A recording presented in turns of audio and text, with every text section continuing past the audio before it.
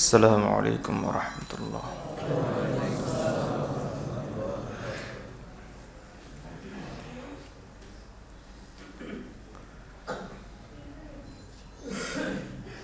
رب لك الحمد كما ينبغي لك لجلال وجهك وعظيم سلطانك. اللهم صل وسلم على محمد وعلى آله وأصحابه وبارك. أما بعد, সমস্ত প্রশংসা আল্লাহ তাআলার জন্য। আল্লাহ তাআলা আমাদেরকে পবিত্র জুমার নামাজ আদায় করার লক্ষ্যে আল্লাহর ঘর মসজিদে আসার তৌফিক দান করেছেন, আলহামদুলিল্লাহ।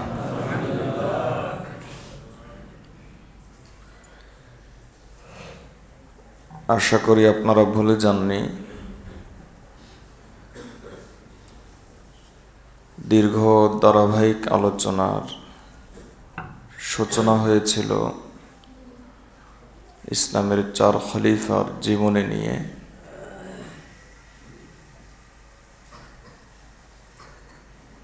সে ধারাবাহিক আলোচনার একটা পর্যায়ে আমরা হযরত ওমর রাদিয়াল্লাহু তাআলা আনহুর জীবনী সম্পর্কে আলোচনা করছিলাম। এরই মাঝে রবিউল আউয়াল মাস চলে আসলো।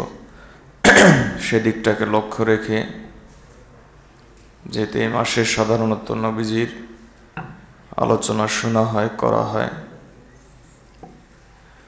যেন গত 7 জুমাব্যাপী নবীজি সাল্লাল্লাহু আলাইহি ওয়াসাল্লামকে ভালোবাসার পদ্ধতি কি হবে এই বিষয়ে আলোচনা আপনারা শুনেছেন। আজকে আবার আমরা আমাদের মূল ধারাবাহিক আলোচনায় চলে যাচ্ছি। হযরত ওমর রাদিয়াল্লাহু তাআলা আনহু, রাসূলুল্লাহ সাল্লাল্লাহু আলাইহি ওয়াসাল্লামের ভাষায়, লাউ কানা মিন বা'দি নাবিয়্যান লাকানা উমর।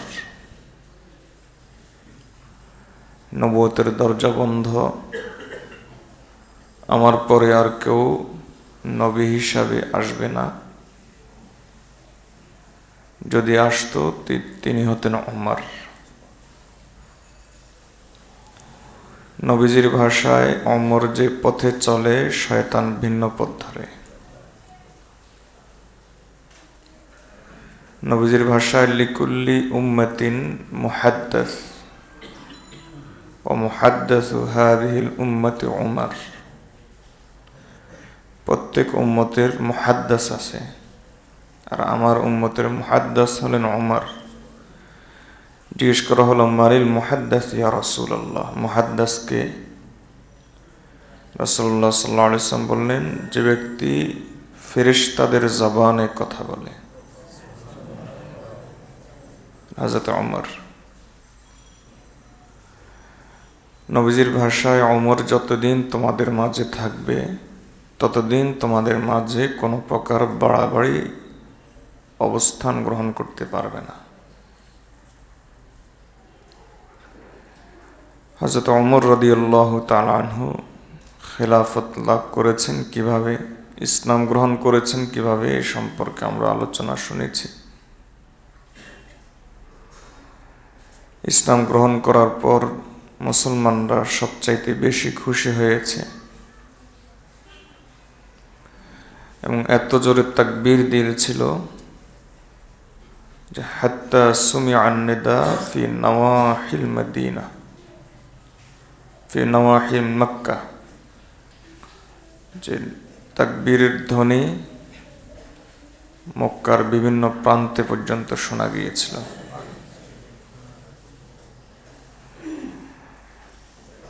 হযরত ওমর রাদিয়াল্লাহু তাআলা আনহু ইসলাম গ্রহণ করার পর মুসলমানরা খুশি হওয়ার পেছনে কারণ ছিল যে তিনি আইয়ামে জাহেলিয়াতের যুগেই প্রতিষ্ঠিত এবং শক্তিমান লোক ছিলেন। একটা মল্লযুদ্ধ হতো, সেই মল্লযুদ্ধে তিনি চ্যাম্পিয়ন হতেন। দ্বিতীয়ত তিনি গোটা কুরাইশ বংশের মধ্যে মাত্র 17 জন ছিল তৎকালীন শিক্ষিত, আর ওমর রাদিয়াল্লাহু তাআলা আনহু তাদের একজন ছিলেন। তৃতীয়ত তার বুদ্ধি গোটা সমাজের মধ্যে, গোটা মক্কার মধ্যে প্রসিদ্ধ ছিল। বুদ্ধিতে তিনি অনেক বেশি অগ্রসর ছিলেন। ইসলামের কাজ হলো মানুষের মৌলিক গুণগুলোকে ইসলামের দিকে নিয়ে আসা। হযরত ওমর রাদিয়াল্লাহু তাআলার মাঝে বীরত্ব ছিল, বুদ্ধিমত্তা ছিল। ইসলাম গ্রহণ করার পর ওমর রাদিয়াল্লাহু তাআলা এগুলোকেই কাজে লাগিয়েছেন। যেদিন তিনি সর্বপ্রথম খলিফা হন, খলিফা হওয়ার পর তিনি মসজিদের মিম্বরে উঠে হযরত আবু বকর রাদিয়াল্লাহু তাআলা যেখানে বসেন, বসার পর পা যেখানে যেত ওমর রাদিয়াল্লাহু তাআলা সেখানে বসলেন। অর্থাৎ আবু বকর রাদিয়াল্লাহু তাআলা যেখানে বসেন ঠিক সেখানে না, তার পাটা যেখানে লাগতো সেখানে তিনি বসলেন। তো বলা হলো, আপনি উপরে উঠে বসেন না কেন? তখন তিনি বললেন যে আবু বকরের পায়ের কাছেই ওমরের অবস্থান।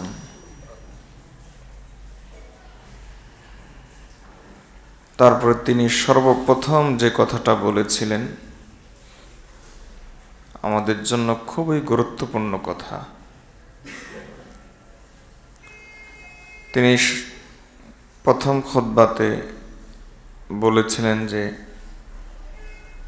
তোমরা যদি কেউ আমার মাঝে কোনো দোষ দেখতে পাও তাহলে তোমরা আমাকে সোজা করে দিবা।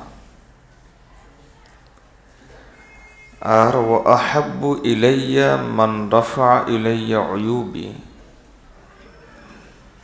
ওই ব্যক্তি আমার কাছে সবচাইতে বেশি প্রিয় যে আমার দোষগুলো আমার কাছে তুলে ধরে।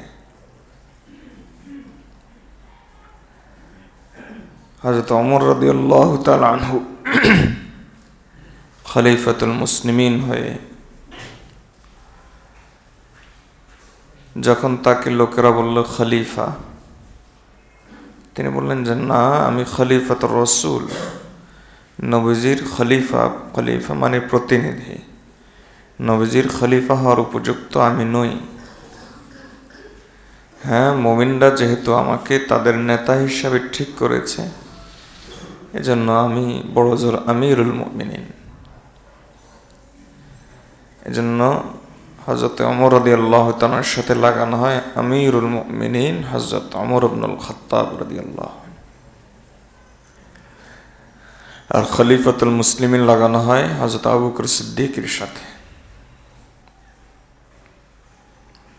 আমিরুল মুমিনিন শব্দটা সর্বপ্রথম হযরত ওমর রাদিয়াল্লাহু তাআলা শুরু করেছিলেন। হযরত ওমর রাদিয়াল্লাহু তাআলা বললেন যে আহাব্বু ইলাইয়া মান রাফা ইলাইয়া উয়ুবি, ওই ব্যক্তি আমার কাছে সবচাইতে বেশি প্রিয় যে ব্যক্তি আমার দোষ আমার কাছে উপস্থাপন করে।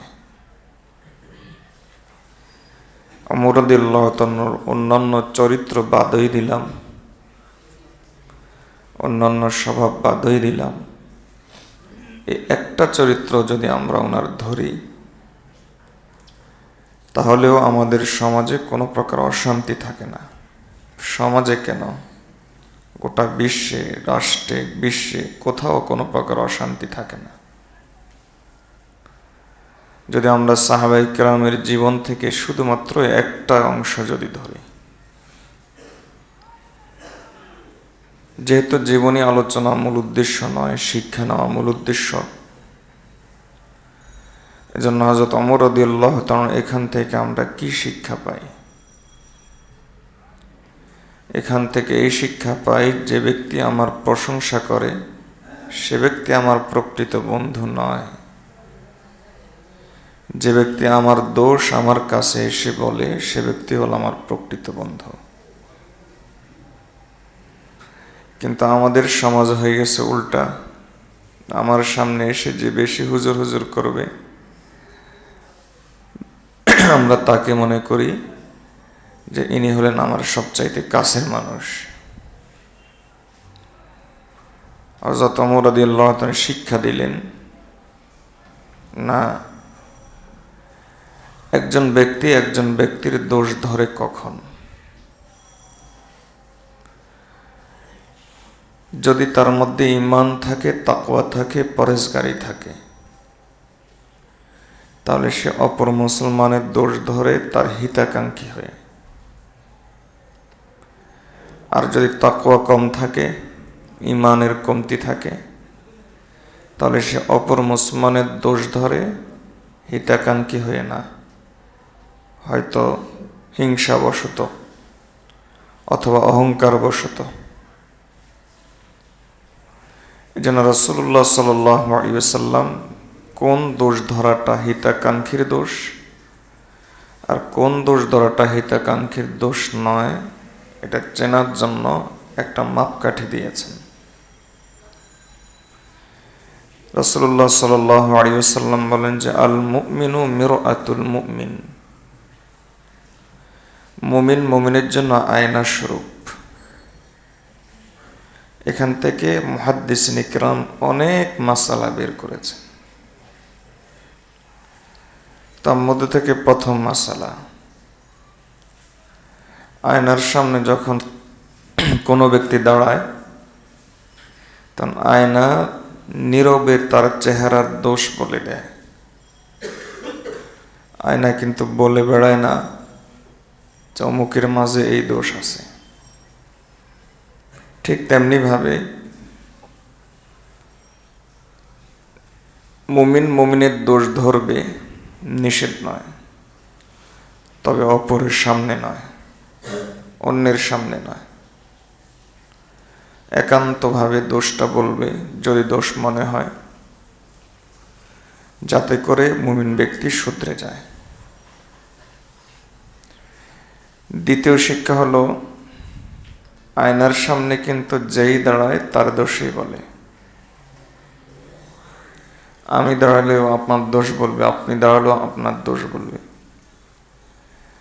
এজন্য এখান থেকে সুফিয়ানে কেরাম বলেন, যে ব্যক্তি অপর মুমিনের দোষ ধরে হিংসাবশত, খারাপ নিয়তে, সে মূলত অপর মুমিনের দোষ ধরার মাধ্যমে সে ওই মুমিন নামক আয়নার সামনে দাঁড়ালো।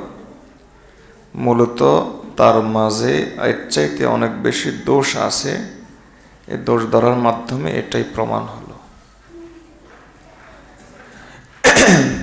এজন্য অপর মুসলমানকে প্রথমত কখনো তুচ্ছ তাচ্ছিল্যের উদ্দেশ্যে তার দোষ না ধরি। আমরা মনে করি যে কোনো ব্যক্তি মসজিদে পড়ে থাকে, নফল ইবাদত করে, অথবা সবসময় দিনের কাজে থাকে, সে ব্যক্তি বড় মুমিন, সে ব্যক্তি বড় মুসলিম। রাসূল সাল্লাল্লাহু আলাইহি ওয়াসাল্লাম বলেন যে না, একজন মুসলমানের মুসলিম হওয়ার প্রথম স্তরই হলো মান সালিমাল মুসলিমুনা মিন লিসানিহি ওয়া ইয়াদিহি, যে ওই মুসলমানের জবান এবং হাত থেকে অপর মুসলমান নিরাপদ থাকবে। এটা প্রথম স্তর। এরপরে ভালো মুসলিম হওয়া, আল্লাহর ওলি হওয়া, এটা তো আরো পরের কথা। ইসলামের একজন মুসলমানের প্রকৃত পরিচয় হলো মান সালিমাল মুসলিমুনা মিন লিসানিহি ওয়া ইয়াদিহি, তার জবান এবং হাত থেকে অপর মুসলমান নিরাপদ থাকবে। তুচ্ছ তাচ্ছিল্য করে যদি অপর মুসলমানের দোষ ধরি, তাহলে আমার প্রস্তুত থাকতে হবে কিয়ামতের দিন আল্লাহ তাআলা আমার দোষ প্রকাশ করে দিবেন। আর যদি অপর মুসলমানের দোষ আমি গোপন করি, তাহলে আল্লাহর কাছে আমি আশা রাখবো সাতারাহুল্লাহু লাহু ইয়াউমাল কিয়ামাহ, কিয়ামতের দিন আল্লাহ তাআলা আমার দোষ গোপন করবেন। অহংকার বশত যদি কারো দোষ ধরি, অহংকার বশত, তাহলে আমার প্রস্তুত থাকতে হবে যে একদিন আমি এমনই কোনো বিষয়ে মানুষের কাছে ছোট হতে হবে, যে দোষটা আমি ধরে এই মুসলমানকে ছোট করলাম, ঠিক এই প্রকৃতির কোনো দোষে দোষী হয়ে আমি মানুষের চোখে আমাকে ছোট হতে হবে, এটার জন্য প্রস্তুত থাকি। রাসূলুল্লাহ সাল্লাল্লাহু আলাইহি ওয়াসাল্লাম বলেছেন, যে ব্যক্তি বিনয় অর্জন করে রাফাআহুল্লাহ, আল্লাহ তাআলা তাকে উঁচু করেন। আর যে ব্যক্তি অহংকার বশত চলাফেরা করে ওয়াদাআহুল্লাহ, আল্লাহ তাআলা তাকে নিচু করেন। হাত্তা ইয়াকুনা ফি আ'য়ুনিন নাসি সগীরান ওয়া হাকীরা, এমনকি ওই লোক মানুষের চোখে একেবারে ঘৃণিত হয়ে যায়। যেন অপর মুসলমানের দোষ ধরার সময় দুইটা বিষয় চিন্তা করব। প্রথম বিষয় হলো, এই দোষটা যদি আমি ধরি, কিয়ামতের দিন আমার প্রস্তুত থাকতে হবে আল্লাহ আমার একটা দোষ ধরবেন। দুনিয়াতে যত দোষ মুসলমানের ধরব, কিয়ামতের দিন আমার প্রস্তুত থাকতে হবে আল্লাহ আমার একটা দোষ ধরবেন। এখানে দোষ ধরার উদ্দেশ্য হলো হিতাকাঙ্ক্ষী হয়ে নয়, কারণ হিতাকাঙ্ক্ষী হয়ে দোষ ধরা এবং দোষ ধরার সুন্নত তরিকা অনুযায়ী দোষ ধরা একান্ত গোপনে, এটা তো হলো সুন্নত সওয়াবের কাজ। এখানে দোষ ধরার উদ্দেশ্য হলো যে দোষ ধরা গুনাহ, সে দোষ।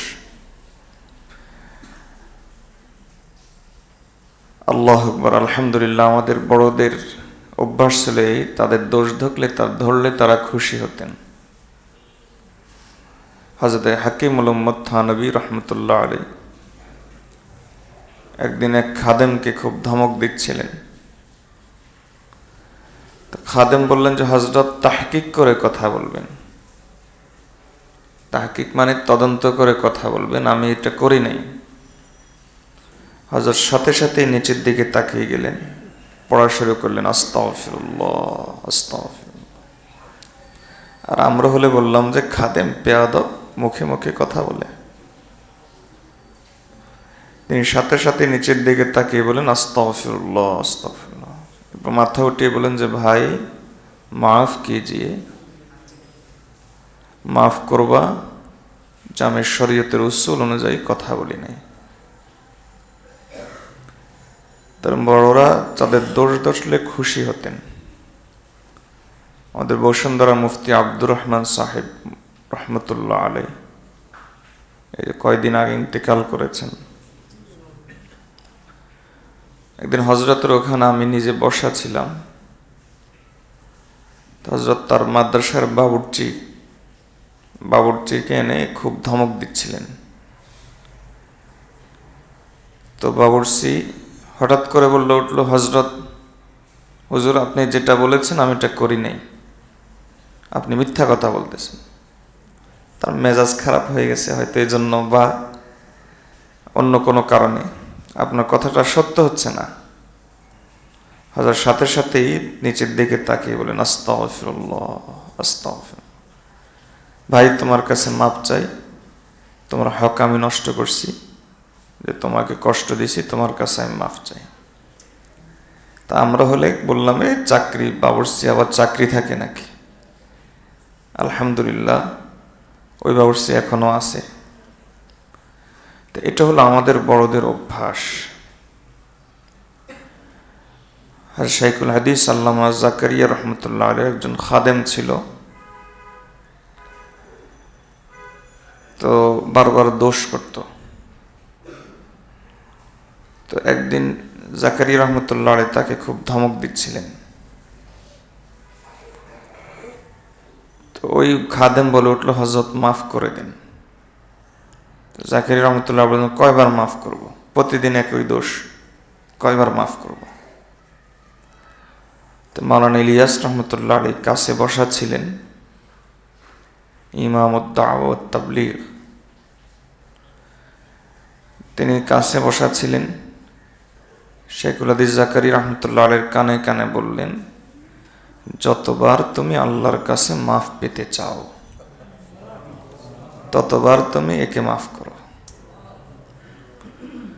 আমাদের গুনাহ অসংখ্য, অগণিত। কাজেই আমাদের আল্লাহর কাছে মাপ পাওয়ার দরকার একবার না, অসংখ্যবার। আমাদের মাশায়েখগণ বলেন যে বড় বিপদ হয়ে যাওয়া, টাকা পয়সা লস হয়ে যাওয়া, এটা সবচেয়ে বড় বিপদ না।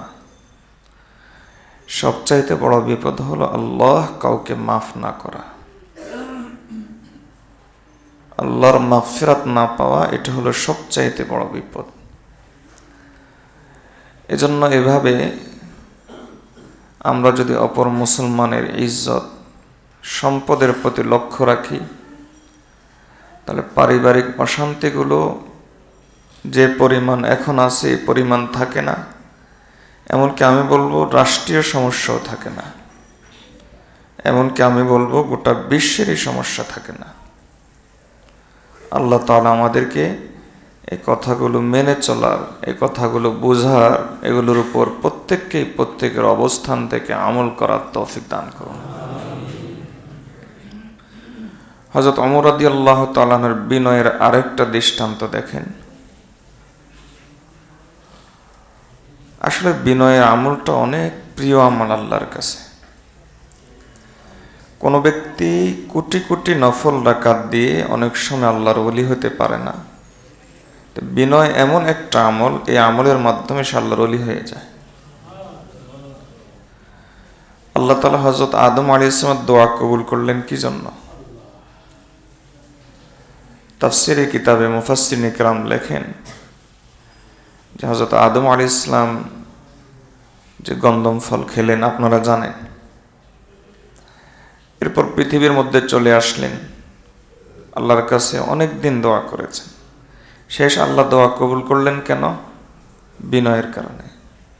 কি বিনয়? তিনি নিজের উপর নিজের দোষ চাপায়া নিলেন।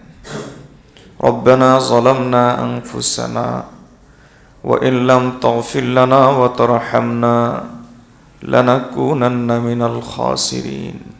কি পরিমাণ বিনয় দোয়াতে! হে আল্লাহ, আমি নিজের উপর নিজে জুলুম করছি, অর্থাৎ আমি গুনাহগার। এই পরিমাণ বিনয়, একজন নবী বলতেছেন আমি গুনাহগার, অথচ তাদের জীবনে কোনো গুনাহই নেই। তো কেন বললেন? এটা হলো বিনয়। তো হযরত ওমর রাদিয়াল্লাহু তাআলা আনহু, বিনয় অনেক গুরুত্বপূর্ণ আমল। হযরত ওমর রাদিয়াল্লাহু তাআলা আনহু যখন বাইতুল মুকাদ্দাসে প্রবেশ করছিলেন বিজয় হিসাবে, এর আগে বাইতুল মুকাদ্দাস ইসলামের ছায়াতলে এনেছিলেন হযরত আবু উবাইদা ইবনুল জাররাহ রাদিয়াল্লাহু আনহু। ওমর রাদিয়াল্লাহু তাআলা আনহু যখন বাইতুল মুকাদ্দাসের দিকে ঢুকছিলেন, তখন আবু উবাইদা বাইতুল মুকাদ্দাসের যারা অধিবাসী আছে তাদেরকে সহ অভ্যর্থনা জানানোর জন্য তারা গেটের মধ্যে আসলো, শহরের গেটের দিকে আসলো। এদিকে হযরত ওমর রাদিয়াল্লাহু তাআলা আনহু এবং তার গোলাম, অনেকেই ঘটনাটা জানেন, দুজনের মধ্যে এই চুক্তি হয়েছিল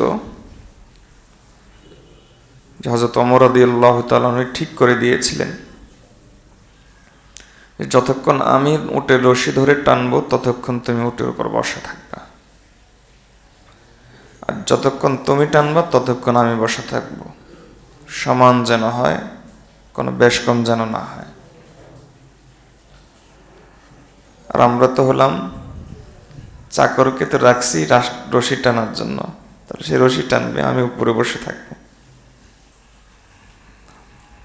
তো হযরত ওমর রাদিয়াল্লাহু তাআলা আনহু যখন বাইতুল মুকাদ্দাসের দিকে প্রবেশ করার সময় হলো, আল্লাহর হুকুমে এবারের পালা, রশি টানার পালা হলো ওমর রাদিয়াল্লাহু তাআলা আনহুর, আর উটের পিঠে বসে থাকার পালা হলো সালেমের, অর্থাৎ গোলামের। হযরত ওমর রাদিয়াল্লাহু তাআলা আনহু উটের রশি ধরলেন। গোলাম বলল, আমিরুল মুমিনিন, এটা কি? অন্তত এবার আমাকে সুযোগ দেন। না, ওমর তো ইনসাফ কায়েম করে। তো তিনি সুযোগ দিলেন না। ওইদিকে বাইতুল মুকাদ্দাসের গেটের উপরে বসে আছে খ্রিস্টান পাদ্রী, একবারে ইঞ্জিল নিয়ে বসে আছে। কেন? কারণ ইঞ্জিলের মধ্যে বাইতুল মুকাদ্দাস বিজয়ী ভেসে যে প্রবেশ করবে তার চেহারা সুরত কি হবে, কাপড় কেমন হবে, সবগুলো বিস্তারিত বিবরণ আছে। ওখান থেকে ওই পাদ্রী মন্তব্য করছে যে এই বাইতুল মুকাদ্দাস বিজয়ী না, যে ওটের উপর বসে আছে এ বিজয়ী না, এরকম মনে হচ্ছে না। আর ওদিকে নিচে আছেন আবু উবাইদা ইবনুল জাররাহ জনগণকে নিয়ে। মনে করুন ওই পাদ্রী আছে ছাদের উপর আর বাকিওয়ালারা নিচে, কেউ কারোটা জানে না, সে তো তার কাজ করতেছে। তো হযরত ওমর রাদিয়াল্লাহু তাআলা নিচে আছেন, হযরত আবু উবাইদা ইবনুল জাররাহ রাদিয়াল্লাহু তাআলা। আবু উবাইদা ইবনুল জাররাহ রাদিয়াল্লাহু তাআলা আনহু ওমর রাদিয়াল্লাহু তাআলাকে চিনেন। তিনি এগিয়ে গেলেন তাকে অভ্যর্থনা জানানোর জন্য। তো তাকে অভ্যর্থনা জানানো হলো। তো তার অভ্যর্থনার পদ্ধতি দেখে এবার খ্রিস্টান পাদ্রী বলল, হ্যাঁ এবার হুবহু মিলে, এই হলো বাইতুল মুকাদ্দাসের বিজেতা, এর চেহারা এরকম হবে, দেখতে এমন হবে, এবার মিলে যায়, এবার হতে পারে। তো যেটা দেখানো উদ্দেশ্য সেটা হলো বিনয় কাকে বলে।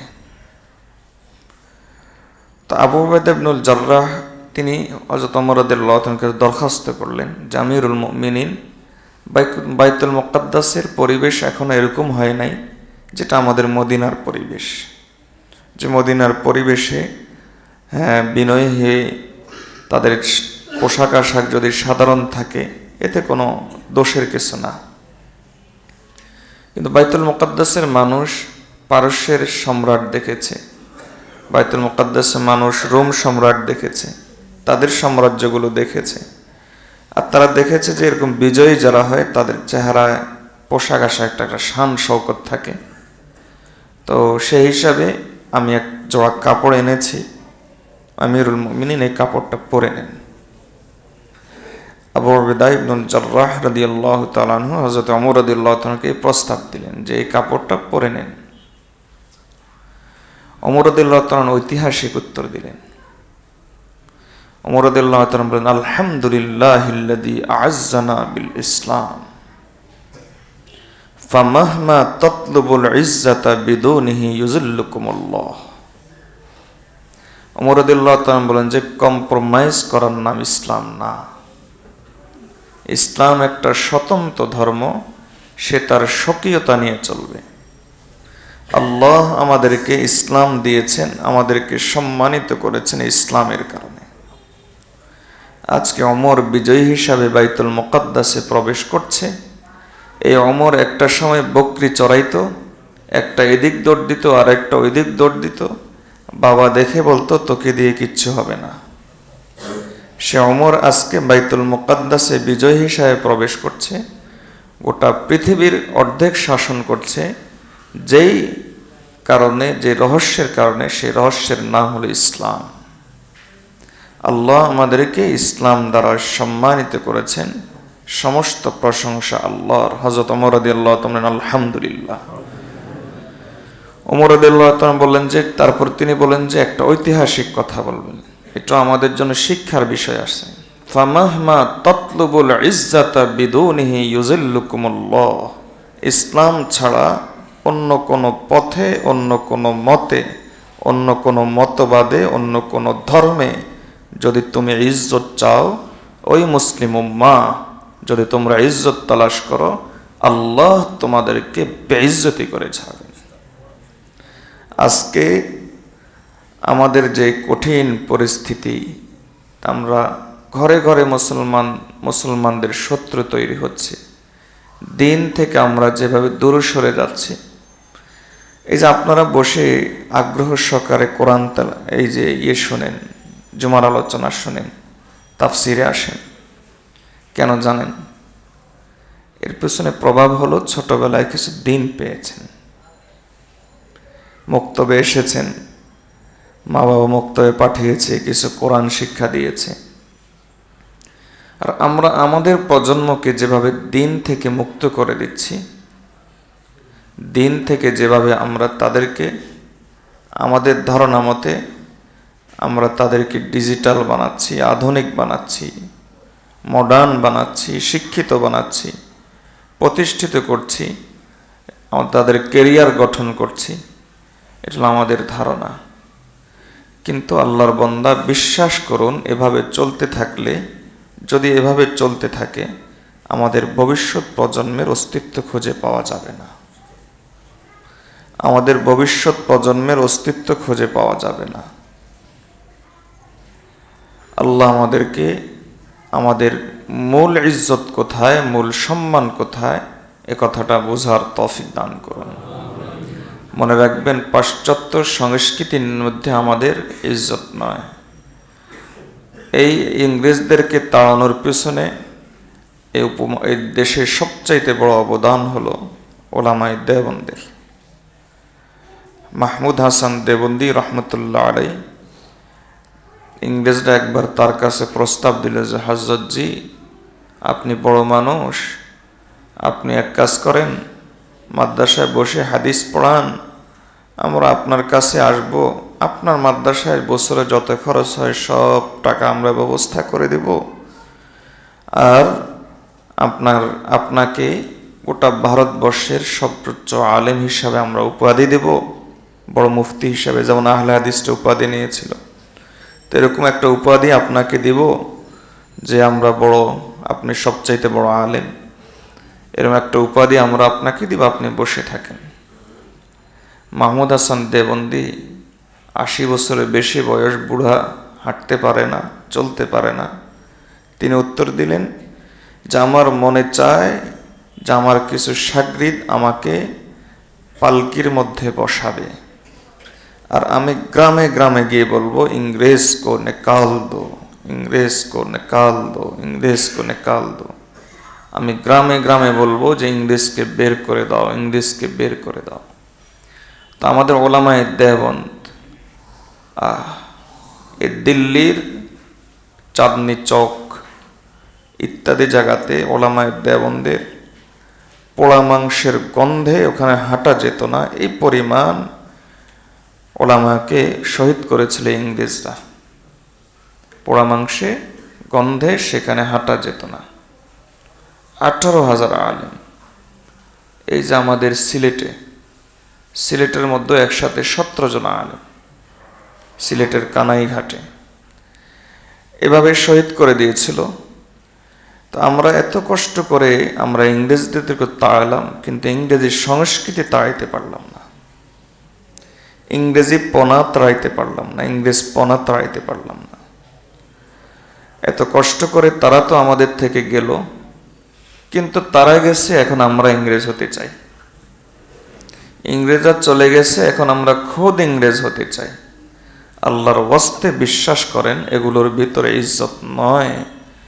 আমার ছোট ছোট বাচ্চাকে, ছেলে মেয়েকে হাই হেলো শেখানোর ভিতরে ইজ্জত নয়। ওমর রাদিয়াল্লাহু তাআলা বলে গেছেন, আমার ছোট ছোট বাচ্চাকে, ছেলে মেয়েকে, নাতি নাতনিকে প্যান্ট পরানো, হাফ প্যান্ট পরানো, কুকুর পালন করা, তারপরে গান বাদ্য ধরানো, বাজনা শিখানো, সকালে গানের রিহার্সেল করা, ছি ছি ছি, কোন জাতি কার অনুসরণ করছে?